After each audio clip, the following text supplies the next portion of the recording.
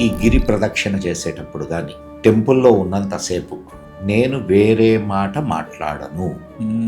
స్వామి యొక్క నామాన్ని చేసుకుంటూ ఉంటాను, లేకపోతే ఆయన అష్టోత్తరం, ఆయన పాటలు, నాతో పాటు నా గాడ్జెట్స్ ఉంటాయి కదా, అవి కూడా తీసుకెళ్తాను. నేను దాంట్లో పాటలు పెట్టుకుంటాను, పాటలు వింటూ ఇది చేస్తాను. అన్నీ స్వామి, అక్కడ అంతా స్వామి. అంతే. అది ఆ ఫీల్ని కానీ నువ్వు తెచ్చుకోగలిగితే ఏ క్షేత్రానికి వెళ్ళినా ఇవి బేసిక్ ప్రిన్సిపల్స్.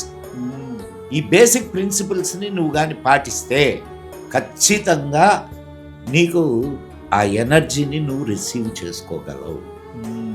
ఇందాక నువ్వు అన్నావు కదా, కొందరికి కాళ్ళు బొబ్బలెక్కినాయి, కొందరు నేను అన్నాను, ఏది ఆటోల్లో తిరుగుతారు, జట్కాల్లో తిరుగుతారు.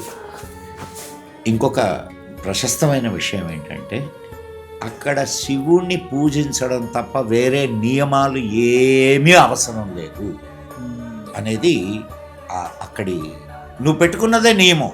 అవును, శివుణ్ణి పూజించడానికి పెట్టుకో, ఎటువంటి నియమం ఏం చేసినా మనసులో అది ఉండాలి. అయితే నువ్వు బేర్ ఫుట్తో తిరిగితే ఆ ఎనర్జీని నువ్వు రిసీవ్ చేసుకోగలవు.